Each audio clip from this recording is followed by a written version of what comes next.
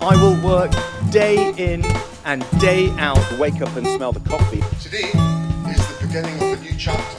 Another future's possible, but we've got to fight for it. Order! Hello and welcome to the Debated podcast. As always, I'm your host, Will. And in this episode, I'm delighted to be joined by Joe Phillips and David Seymour, the authors of Why Vote? How to Make Your Voice Heard in a World of Broken Politics. Welcome both of you to the podcast. Very good to see you, Will. Lovely to be here. It's lovely to have you on. Now, the first question I'd like to ask is, what made you want to update your 2010 book, Why Vote, for this election? And was your approach in preparing this book at all different from the approach to the first book? Joe, was it different at all? Yes, it was. But the reason we wanted to update it, I mean, whilst a lot of the historical stuff obviously stays the same about how Parliament works and things like that, we've done a sort of, to explain to people how the system of government works in the UK. But so much has happened since 2010. We've had Brexit, we've had COVID, we've had 6 prime ministers, all from the Tory party. We've had the rise of Nigel Farage and UKIP and now Reform. And what we've also seen, and what I think really exercises me and David so much, is the voter apathy and the decline of interest in politics. And by that, in a sense, if you talk to people, of course they care hugely about, the state of the NHS, public services, the climate emergency, job prospects, housing, etc. But if you say to them, are you interested in politics? They go, oh no, they're all boring. And what we've tried to do is to say to people through the book, look, it's really not hard to get involved.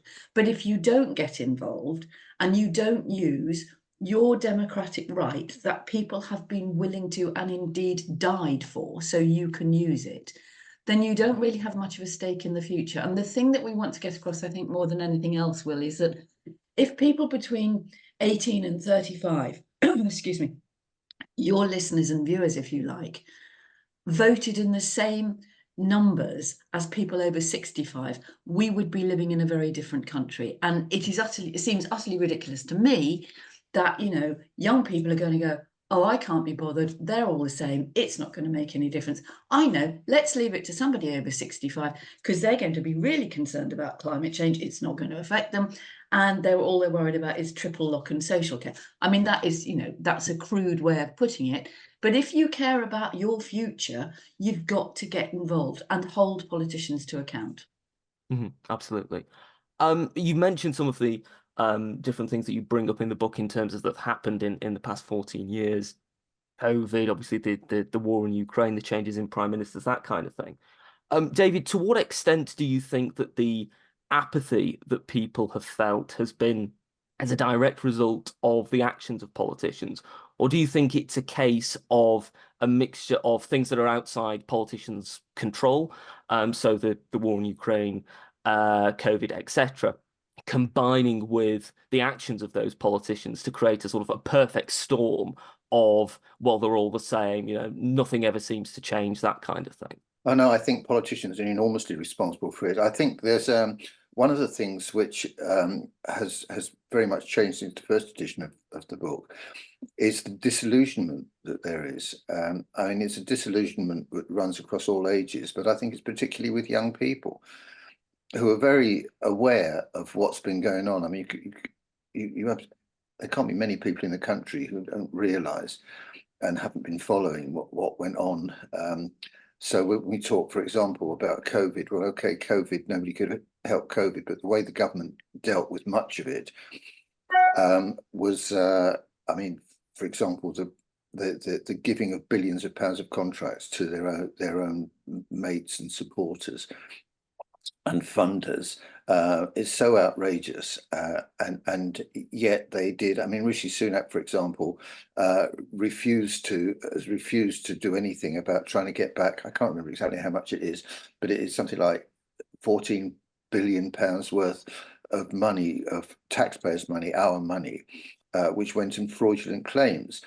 And I think people then they're very angry about that, which I think is why you see what's happening politically, but also they feel that there's nothing they can do about it, because if the Prime Minister says we're not going to do that, tells the police you're not going to do that, or whatever, so people think, well, what's the point of voting, even more than they ever did feel. And something else that you touch upon in the book in terms of creating a sense of perhaps distrust and disunities is, of course, Brexit. And of course, a lot of that campaign involved disputes over figures, narratives, uses of terms like Project Fear. To what extent do you think that Brexit was very much the turning point in the way that people, particularly young people, viewed politics as something that, perhaps didn't work for them or wasn't working in their interests? And how much of an impact do you think that Brexit is having on this particular generation and this particular general election, or rather perhaps the lack of reference to it generally? Yeah, I mean, it's the elephant in the room, isn't it, for this election? I think Brexit has been so damaging, not just for the economic and social impact of it and the fact that there was no plan. It was merely a campaign to get Boris Johnson into power, and nobody had any idea how they were going to deal with it, and they still don't.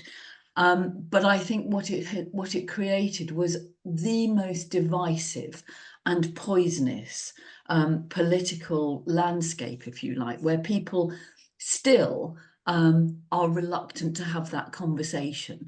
And it's not as simple as, you were either a leaver or a remainer, or, we could have told you were being told a pack of lies, or whatever. What happened was that I think politicians, particularly on the Leave side, lied on an industrial scale. The people who voted Leave, for very understandable reasons, are now, they may or may not be suffering, if you like, buyer's remorse. And if there was a referendum tomorrow, the outcome might be very different. David Cameron, who called the referendum, who was frightened of Nigel Farage and UKIP, he could have said, this is really close. It's quite clear we need to work at our relationship with Europe. He didn't have to go down the road of, starting the withdrawal from Europe. And I think, I think, as David says, it's one of those things that has made people feel so utterly and totally helpless that the people who are supposed to be running things clearly couldn't run a bath, never mind a country about to withdraw from, decades of relationship with trading and travel and everything else. So I think Brexit has been very, very damaging. We're not going to revisit that. And I don't think any political party particularly wants to, but it has changed the way we talk about politics. And I think the other thing that we've seen in the last 10 years, if you like, is this rise of culture wars. So instead of talking about the state of our hospitals, or whether what is going to be done for social care, or our polluted rivers and seas, we end up getting all upset about whether a police car is flying a pride flag, or what J.K. Rowling or somebody else says about transgender identity. And so you end up with, and this is partly fueled by the media as well, and we can come on to that again in a minute, but it's much easier to get headlines that outrage people and a Twitter storm than it is to actually do something sensible, forensic, and actually look at the facts. And we saw that to a certain extent in the dreadful TV debates during this election campaign. Sir Keir Starmer, Rishi Sunak, you've got 45 seconds to explain what you do about the health service. How insulting to people. Yes, absolutely. And just staying on Brexit for a moment, one of the things that, of course, was discussed at length after the campaign and before Britain formally withdrew was the prospect of a second referendum. And that's something that certainly seemed to motivate a lot of younger people, but also was argued to potentially disenfranchise, those who had voted for it. We've had the referendum, why should we have a second referendum? That kind of argument. Had a second referendum happened, what kind of impact do you think it would have had on the way people voted and the way people engaged with politics? What do you think, David? A second referendum, with no doubt. I mean, the reason that the Leavers did not want, and I'm talking about the leading lights in the Leave campaign didn't want a second referendum is that there was a history in the EU. I mean, I remember one, I think possibly two referendums that the Irish had about things. And the point about referendums is what happens is a lot of people don't vote what the issue is. They vote because they want to give the government a kicking. And so in both I remember those Irish referendums, they voted one particular way, which is the way the government didn't want, and then the government had another one, and then they voted it the other way. And most people, I would actually say, a majority of the people who voted, the 17.4 million people who voted Leave in the 2016 referendum didn't actually vote on the EU, which was a minor issue until Cameron actually called the referendum. But they decided that, yeah, they wanted to kick Cameron or whatever, for whatever reason. And so the Leavers knew, the leading lights in the Leavers knew that if there was a second referendum, it would vote to remain, and probably by quite a good majority. And so first of all, they fought against having a second referendum. Secondly, I mean, there's so much about the referendum and what's happened about leaving the EU, which isn't realised. I suspect that young people have got much more of an idea about it than old people who don't really look into these things. But first of all, it was an advisory referendum. Government did not have to do it. It could have done anything. And secondly, what the various governments leading up to the one with Boris Johnson as Prime Minister did was they went down the absolute hardest Brexit there could be. And during the referendum, and this is another reason why people are disillusioned with the way politicians behave, is that during the referendum campaign, a number of the leaders, all of them, including Boris Johnson and Daniel Hannan and others, were asked, but this would, if we left the EU, we'd have to leave the single market and the damage that would do to our economy. And they said, absolutely not. There is absolutely no way we will leave the single market. So what happened? As soon as they were embarked on this mad slide down this mountain to destruction of the economy of this country, and I think that is where we're going. If you look at all the figures, and I think people are looking at the figures, they wouldn't stop. They just went on, and so we're in this ridiculous situation. And the people who are suffering from it are not the old people who are on their pensions and haven't got that, Boris Johnson's immortal words, haven't got that much longer to go. But it's young people who see their freedom of movement curtailed, that they can't, the futures that they wanted, that they could work abroad, they could travel abroad. And it's really been affected. And it's been affected by a very small number of people in the Conservative Party who are sort of absolutely mad people who hate everything to do with Europe. And young people can't understand that. I mean, they've grown up, anyone who's over under the age of, I don't know, 40 has always been part of the EU, and suddenly they've found they're chucked out through no fault of their own. But I think, to go back to your question, Will, a second referendum would have made it even more divisive, because if the result had been different, by a wafer-thin majority or by a landslide, people would have said, well, what's the point in democracy? You asked us to vote, we voted, now you're ignoring it. I mean, in a way, you can't win. Personally, I don't think there should have been a referendum, but we all know why. And look what has happened to the Conservative Party. They've gone further and further to the right. Instead of holding their ground and going, no, we're going to work at it and improve the things that need improving. Anyway. Yeah, can I say, I absolutely, I agree completely with Joe that if there'd been a second referendum, there would have been, then the Leavers would have said, oh, you're cheating by doing that, what always happened. On the other hand, that's gone on now anyway. So, but what would have happened is that we wouldn't have suffered the consequences of leaving the EU. And I think this is where you actually need courage in politics and principle in politics, which is what we have not had. And I think people are I mean, I would have said of Brexit, the number one issue is how can we get sort of morality and sort of some sort of honesty back into politics. And I think that's what people want. And I actually, again, think particularly young people, I think old people, but not, I'm an old person, but I think a lot of older people aren't really that bothered about it. They say, oh, politicians are the same. They're all corrupt, this, that, and the other. And it's not true. Most of the people, I think this is a point we try to make strongly in the book, is that most people most politicians are in it because they want to do something for the country, not because they want to do something for themselves.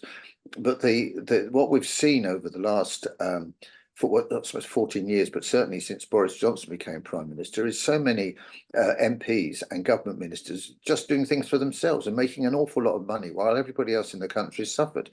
And on that point of Boris Johnson, this is something that you raise in the book. There has obviously been quite a regular change of prime ministers during this 14-year period. How much do you think that the individuals who have inhabited Downing Street have contributed to the feelings of distrust or apathy by their own actions? Jo? Totally. I mean, I think, as David alluded to earlier, the idea that all these mates who'd got a fast track to government to get amazing COVID contracts for stuff that was unusable, junked, and the cost to the country has been enormous. The fact that you'd got Partygate, which we all know about. Now, there are some people who take the view, oh, what did it matter? They were having a few drinks. Well, personally, I wasn't. My son's a paramedic. I didn't even know if he was going to come home from going to work without any protective equipment. And there are many, many people across the country, and this is where I would disagree with David, older people particularly, who have a sense of decency and doing the right thing and playing by the rules, are horrified and were horrified.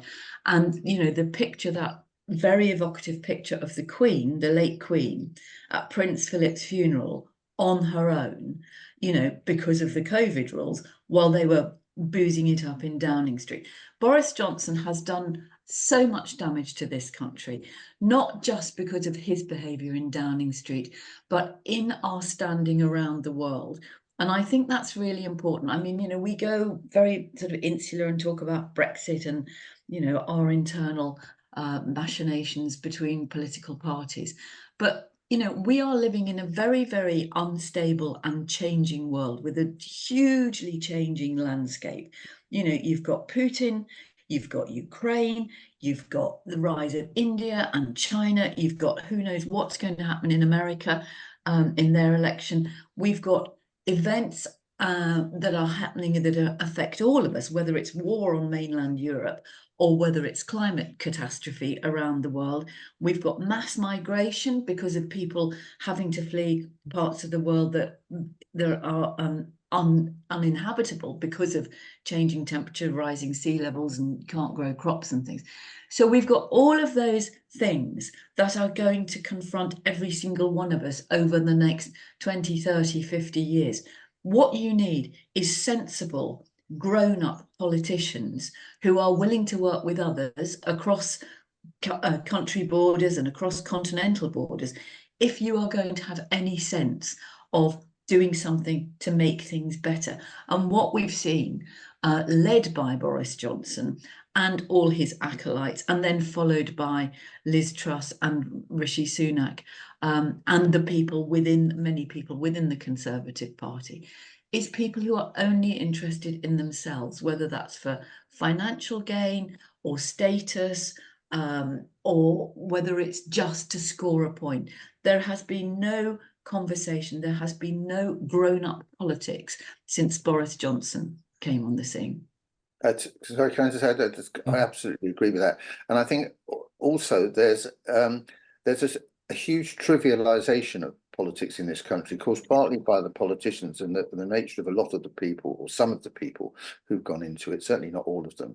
But the role of the media in not covering the sort of the issues which we deal with in the book, in quite a brief way. We don't go on and on about it, but when you read most of the newspapers or look at most of the newspapers, it's just ridiculous what they're saying, and issues. It's no wonder that people are confused or by some of the debates, because they're going on about ridiculous things which don't actually affect many people. I'm not saying they affect nobody, but don't affect many people. And so these really big issues, ones that Joe mentions, in which we all do, and anybody who listens to this podcast will know what the really big issues are, and they're not being dealt with. They deal with trivial things, and it's no wonder people are wondering what the point of going out and voting is.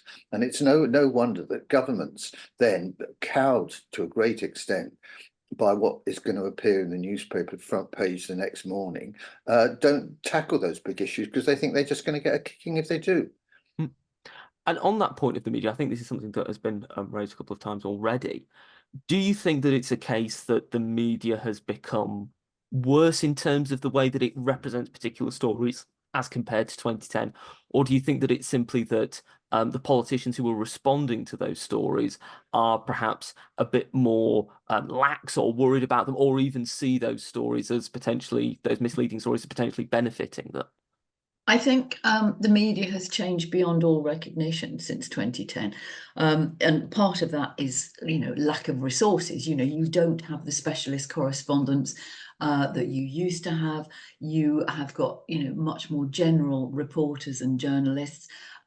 You are more likely to go, oh, let's follow a Twitter storm, because you haven't got a reporter to go out and interview people and get both sides of the story. So, it's really easy. I personally would argue it's lazy journalism, but I understand why people do it. You've seen the demise of local papers, you've seen the demise of local radio stations. So what you have seen instead is social media. And of course, what we've also seen through that is the bad actors and the fake news and the misinformation, whether that's about vaccines or where you can walk your dog. It's just I think it's there is a terrible irony that we've got more information at our fingertips than we've ever had globally, and yet it's quite hard to find out what the truth is. And one of the things that we address in the book is, think before, just for 30 seconds, just think, is this right? Where has this come from? Somebody tells you it's raining in London. And, there's an old, David will know this as well, because we're both old journalists, but, somebody tells you it's raining, somebody tells you, no, the sun is shining. And the editor says, well, don't ask them, look out of the bloody window. And sometimes what we need to do is say, hang on a minute, let me look at this.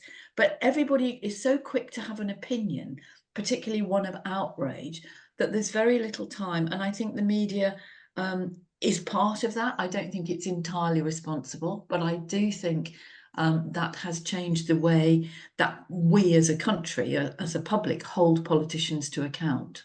I mean, David, what do you think? I think I completely agree with Joe, but I think the part of really a sort of extension of that is that politicians, certain politicians, certainly true of a number of leading Conservatives in the last few years. This is Boris Johnson started it, I suppose. Will go on and say, not just say anything, but say things which are patently untrue, completely untrue, and they may or may not be challenged over it. And even if they are challenged, they go on saying it. I'll give one example of this. In the first TV debate between Sunak and Starmer after the election was called, Sunak made this claim that if you voted Labour, if you had a Labour government, every family, this were his words, every family would have to pay an extra, I think it was £2,094 in tax. And then he said, and this is a figure that comes out of the Treasury. It was immediately said, it's not true. The head of the Treasury actually sent a letter saying, you shouldn't say it's not true. He went on saying it day after day after day. And it didn't matter how often people said, the figure isn't true. It's not true that the head of the Treasury said that. He said the opposite. He said it day after day after day, and other leading politicians do too. This is just one example. There are lots of examples, and so the point of doing that is that I think this is a sort of American. Joe agrees it's sort of Trump's man, Steve Bannon. He may be in prison by the time you listen to this, but that as we know, Trump would say absolutely anything, and it didn't matter how patently untrue it was and how patently untrue most people thought it was. If somebody believes it, or if they say it often enough, I mean, how many times when voters have heard for the 731st time that voting Labour, getting a Labour government, you're going to be paying an extra £2,094 a year in tax. Some of them may or may not believe it. Now, very few probably did, or it didn't make much difference. But it's such a sort of distortion and destruction of politics and what people can believe in. What you in the ideal world that certainly I would like to live in is that voters would be presented with facts, opinions as well, but facts and correct facts, and that they would look at them and assess them, and then decide how they're going to vote and who they're going to support on that basis. I mean, I suppose that's to a great extent what our book's based on. But how you do that, I mean, how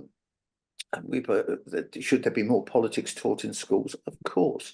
Should people somehow, you can't force people to read sensible newspapers and books and magazines and things, but how do you manage to get there? And it used to be, if you went back 2,000 years, Greek times or something, yes, people would gather together and do that. But then in this modern society, what do is they read Facebook, Twitter, X, whatever it's called now. And well, if you say that social media to a certain extent has replaced the agora, the outside, the public meetings, but the problem is that you end up only in an echo chamber.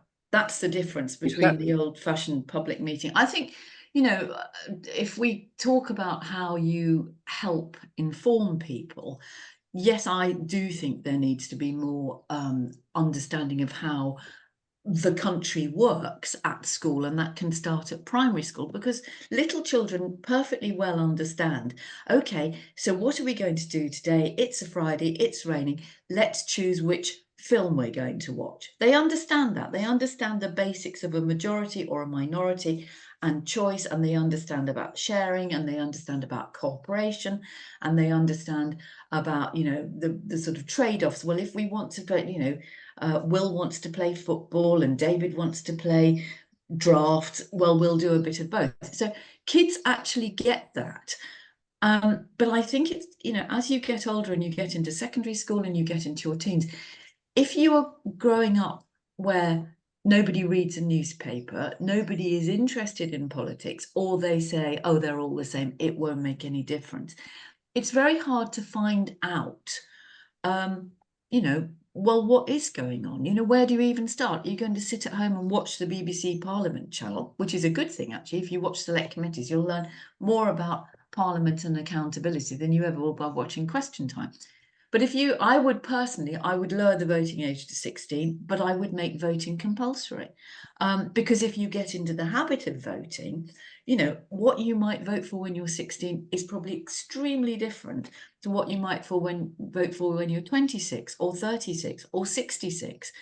But we have to have that fluidity, because otherwise we are not living in a country that is growing with its population. So I do think there needs to be greater education. And, the BBC does a really good job in explanations. But I think it's that teenage, perhaps pre-voting age, that it just feels like you're bombarded with information. And so you end up going to your mates, well, what do you think? And they go, I don't know, let's click on another, social media. But, having said that, Will, there is no doubt that, and we mention it in the book, people like Marcus Rashford, the footballer, he changed government policy on free school meals during the school holidays during COVID lockdown. You look at Greta Thunberg and the effect that she's had. You look at actually all sorts of organised events and campaigns, whether it's about Pride, whether it's about local issues around housing or sewage in the sea, all of those things.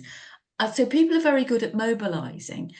What the next stage for a grown-up, sophisticated 21st century political system is how you follow that through so that your protests and campaigns are not just performative. You actually are prepared to follow it through and hold people to account. And I think that comes back to what David's saying about repeating lies or going for headlines. You know, if you are living in a world where we're going to clamp down on this, we're going to ban that, we're going to do this, that, and the other, the next day something else is happening and nobody ever says, so how did that go then? Yeah, that clamped down. You know, when you look back at what the government has promised over the last, well, certainly over the last 10 years, very few of those things have come to light. And very few of those things have been enacted. And there are really simple things that were promised, like, you know, giving people living in rented accommodation much more protection. You know, little things like that, they're so simple, they could be fixed. Still hasn't happened. And you can't keep blaming everything on COVID and Ukraine. You've got to, you know, whatever happens this week, we are going to have a government who can't blame everything on what happened 2 or 3 years ago. But there are people who might lose their seat because of what has happened over the last 14 years. Absolutely. I'd just like to focus on, just for a moment, the electoral system and the way that we actually vote, because that's obviously something that, you know, a lot of young people say, my vote doesn't count. If I'm in a particular seat, why should I, you know, therefore vote? What do you think about that argument? Is there a way to counter it simply by changing the electoral system, or is there something else that can be said to encourage people who feel like that to vote? I think there is growing realization and recognition that first past the post is not fair. And I think it is extraordinary that, you know, there is an alliance between Nigel Farage, Ed Davey, the Greens, Plaid Cymru and the SNP, and other minor or smaller parties, that proportional representation would be a much more accurate indicator of votes, so therefore your vote would count for more. But I think what's happened is that in the absence of any move towards PR and the fact that we've still got first past the post, that people are much more savvy about how to use their vote. And this election now has seen a lot more help and information for people how to use your vote. I think, you know, I think anyway, people are less tribal about their politics. And they are willing to say, okay, I would normally vote Labour, but here I'm going to vote Lib Dem or Green because I don't want the Tory, or, you know, whatever the mechanism is for what you want. So I think that is happening anyway, almost by osmosis. And that, in a sense, I think will help younger people, because they can go, oh, okay, wow, that did make a difference. And we've seen it happen at local elections. And I know we're focusing very much on the general election at the moment. But what happens locally is really, really important. And I think when people get involved in local politics, and there's a couple of incidences we refer to in the book, which was the felling of the trees in a couple of places, you know, under cover of darkness, the council lied completely. People got together, and in the May elections, you know, that particular council, I think it was Plymouth, were completely and utterly wiped out and replaced by a new thing. So actually, you know, those things can make a difference, and those triumphs make you feel, wow, that's fantastic. It did have an impact. So we shouldn't ever underestimate that. But I think, you know, we're a long way from moving towards PR. Interestingly, Labour have suggested that they would lower the voting age to 16. They would also do automatic voter registration, which I think, you know, seems to make a lot of sense. So you haven't got that thing, oh God, there's an election on there. Oh, I don't know if I'm registered. Oh, should I be where I'm at university, or should I be where home is, or all that sort of stuff. So, you know, you've got to make it easier for people. And we've seen in this election, you know, the delays of postal votes arriving. We've also seen, you know, last time around, the problems with voter ID, photo ID, and all of that sort of stuff. So it may be, you know, over the course of the next parliament, whoever is in government, that we move towards a more modern but equally safe voting system. I mean, it is ironic, isn't it, that the Conservative Party members could vote electronically and gave us Liz Truss as Prime Minister, so that's 0.01% of the general public voted for the Prime Minister. Whereas, we, the general public, can't do electronic voting.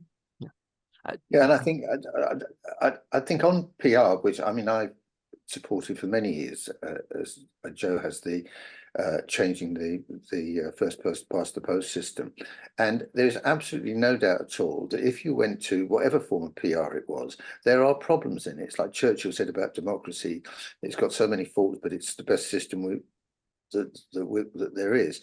And what would you have instead of it? Dictatorship. And with PR, you would, for example, have minor parties of the far right, far left,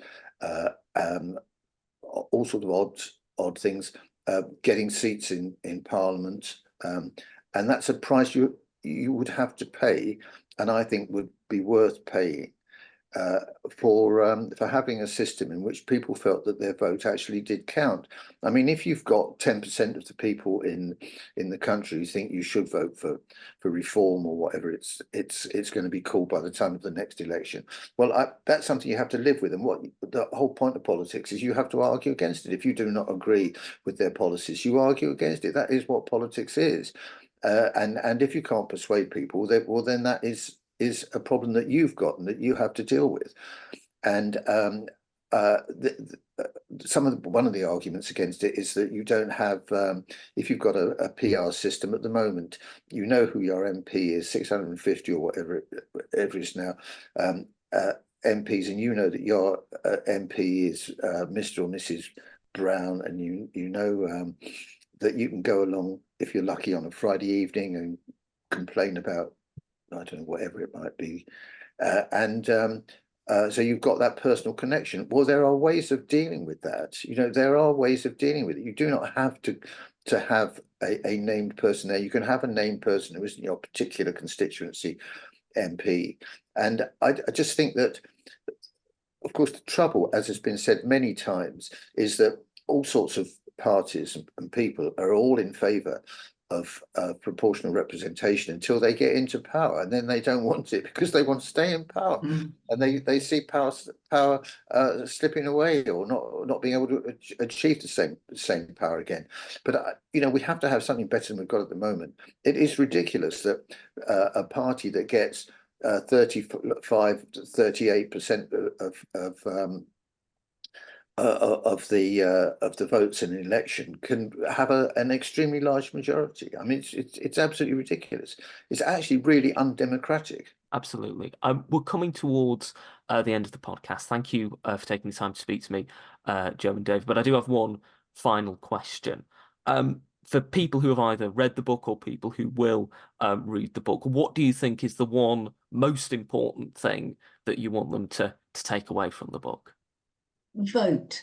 Doesn't matter who you vote for. There's no right or wrong answer. When you go to the polling station or you fill in your online, your postal vote, you're not passing a test, and you can change your mind at the next election, but just use it. I know it sounds terribly sanctimonious, but it is only 200 years since people have had the right to vote. It's only just over 100 years that women have had the right to vote.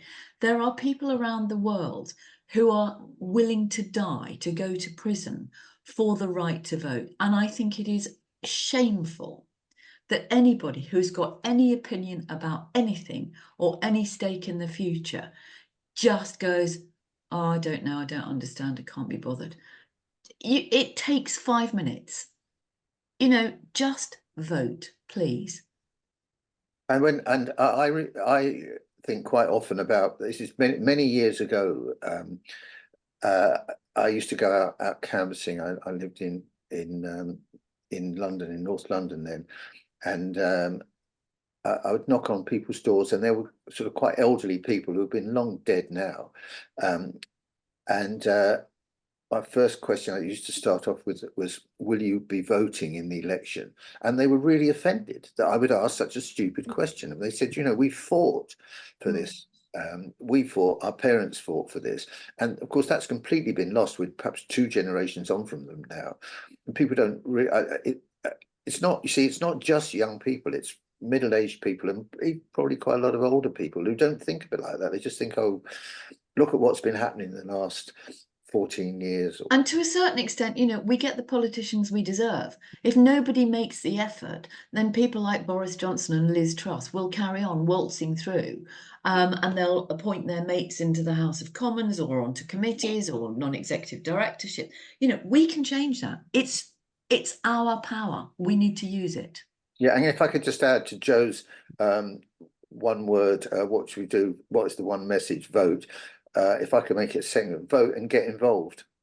It's easy to get involved. We explained in the book how it's not difficult to join a political party or to go to meetings. People have meetings, or I don't know, they have sort of appear in the high street on a Saturday morning. Go along and confront your MP or your councillors, and just show that you can, and find out what the issues are, find out what you think about things and what you can do about it. I think people can change things. Hopefully people will change things.